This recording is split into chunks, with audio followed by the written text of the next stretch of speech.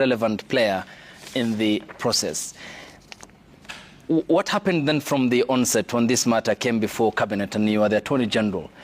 And this is what you said a week ago about the healthcare program by the government. As I said, even that, I advised caution and that let us involve everybody who needs to be involved at every stage.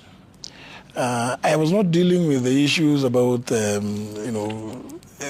whether it is necessary to give universal health coverage. Mm-hmm. That I believe in, and it's a good thing. Yeah. So I was just advising caution on what was being proposed to be done with the bills, including even how the cabinet memo was still developed, because there were issues around there. But I said, as long as you are able to correct this, then you may proceed to do the rest. But please, make sure that this and this and this is adhered to. Yeah. What were the specific issues that you called for the adherence? Ayub, it's a long time indeed. Eh? Yeah. And because, just in summary, probably. Because first of all, my surprise is that we were being brought bills which had already been drafted. We had even not been given instructions to draft the bills. So even the staff in the legislative drafting department of the AG's office were stunned by these drafts, because there are too many issues that needed to be cleaned up. And I think what happened thereafter was something like firefighting. I believe at some point the Council of Governors, I think they may have been called and told that issues will be sorted out. Yeah. Yeah. So even as we said we were going to roll it out, my assumption was everything was put in place. So what were the source of these bills? I mean, remember part of they came from the Ministry of Health. Okay. Yeah. Even my letters, the ones I'm talking about, in fact, I was writing to, I think one of them, I remember writing to the PS, and another one writing to the CS, then Nakumicha. Mm-hmm. And it was not something reprimanding them, it's just to tell them, please do this. And remember the other thing that the AG would always do, because you just say, please observe the law. Because we did not know what else they intended to do with those bills. Okay, so let's get this process by process then, Waziri. Mm-hmm. Where do bills that are introduced in Parliament emanate from? One. Two, the 4 health bills you talked about and the affordable housing bills, did you, as the Attorney General, approve? The affordable housing bill, I can tell you, after sections of the 2023 Finance Act were declared unconstitutional by the High Court, I immediately advised that, reading through the judgment, you could see that it is possible to correct. The court was saying, don't put this as, I think one of them was, don't put it as a tax or collection by, I don't know, is this KRA, there are a number of those issues. Yeah.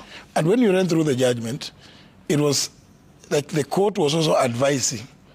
So we sat with the CS Ministry of Lands and our team and the team from the AG's office, and we went through the judgment, and we said, if we can structure a standalone bill, because what had been done was that proposal was being put in the Finance Act, or Finance Bill, which became the Act.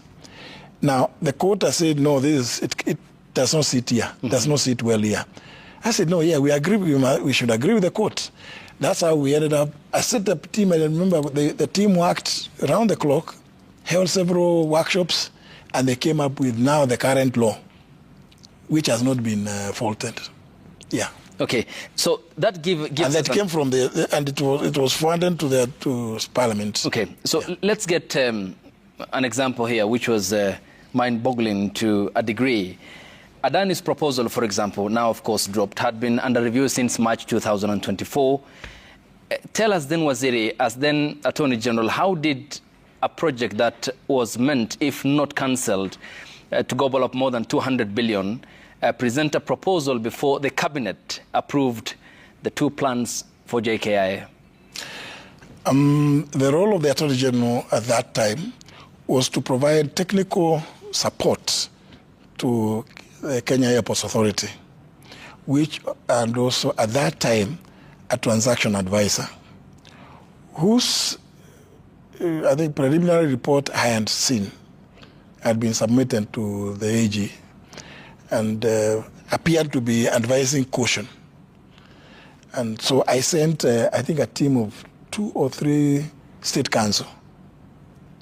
And you see, like I was saying, I feel a bit constrained to talk about what people told me, because it is hearsay, and some people can challenge me on that because it's not something that is direct, but somehow the team from Kenya Airports Authority, I think the Treasury, the team, two or so of the senior member, I think the chairman of the President's Council of Economic Advisors and another member,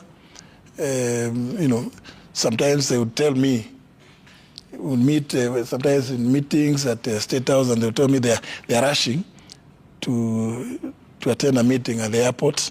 So you just talk casually. What is it about? This thing about the airport, this thing is so important, we need to sort it out. Mm-hmm. And I said, yeah, indeed, you people go. You are going to provide, valuable input. Yeah. Because you see, the AG is not involved in the technical issues. The AG's work and the team that I sent there was to provide technical legal advice only, but not to deal with the other aspects, which could be financial and others. Yeah. And what was the form of advice that the State Council team had? They were not meant to be giving me a brief, because once they give advice, it is the board of Kenya Airports Authority which is supposed now to compile its report. And that report is not brought to the Attorney General. It suffices that the Attorney General has sent a team of lawyers to go and advise. Yeah. After that, and I can say this with authority because, in my life also, as a member of Parliament, I've been a chairman of the Public Investments Committee, and therefore I know how the boards of parasitos make decisions of that nature. All that you'll see is that, yes, if you go through the minutes, you'll see that there was who attended and who was giving what advice, and then the board takes up the decision, and the board owns the decision. Yeah. Okay. Any other advice that you gave government and was ignored? I cannot say ignored, or maybe people may have acted differently, but I can't quite remember. There's, sometimes there are too many things. Like I said, on a daily basis, and that's why, in that office, you'd always find me there at 6 a.m. Because there's a lot of reading to be done, and you've got to be careful that what you append your signature to is really sound in law and constitutionally. So once you have done, you have no personal interest in those kind of in matters of that nature. I'm just able to remember a few of those because they have exercised the minds of Kenyans for a long time. Mm. And Waziri, one of the outcomes of the June 25th protest was the cabinet casualties. You included, but the AG, there is a provided for mechanism in the process of the removal of AG from office. What really happened? Can you tell us, did the president inform you about his decision to move you from the state law office to the public service portfolio?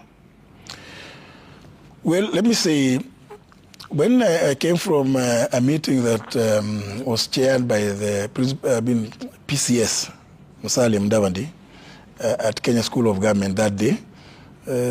I just found that there was going to be some press statement by the president. And so, like all other Kenyans, I decided to watch. And as the president began reading, because the press conference period kept being pushed forward until the time when the president came on TV. And so as he read about dismissing the entire cabinet. Then I think many of you would remember it's including the Attorney General under Section 12 of the Office of the Attorney General Act. Sitting where I was seated in my private office, yeah, I said, oh no, who has advised the president this way? He has made a mistake. Under Section 12, to remove the Attorney General under that section, you have to appoint a tribunal, because you have to establish whether the Attorney General you are dismissing or you propose to dismiss is of unsound mind, infirmity of the body, has breached the Constitution or any other law, or is bankrupt, or is of unsound mind. So, right on like that, I said, oh gosh, who has advised the president this way? This is wrong, because it will cause some problems. And I can say, much later when we had occasion to discuss, I did raise that issue, that because there was already a rumor and talk that there was going to be a major cabinet reshuffle. Okay. But it was said to be a reshuffle, not a dismissal. Of course, when he said dismissing the entire cabinet, I thought Musalia Mudavadi was a member of the cabinet. He belongs to the category of the 22, but he was left. But somehow the AG was included, and I thought there was a mistake. Yeah. So the mistake was corrected, and because I did not want to bother the president, yeah, we agreed that the best thing is to proceed properly is for the Attorney General to resign under Section 11 of the Office of the Attorney General Act, which is the correct procedure. Even if the president had actually mentioned to me that I would want to remove you, I would just have told him, no, you know what, I don't have an issue.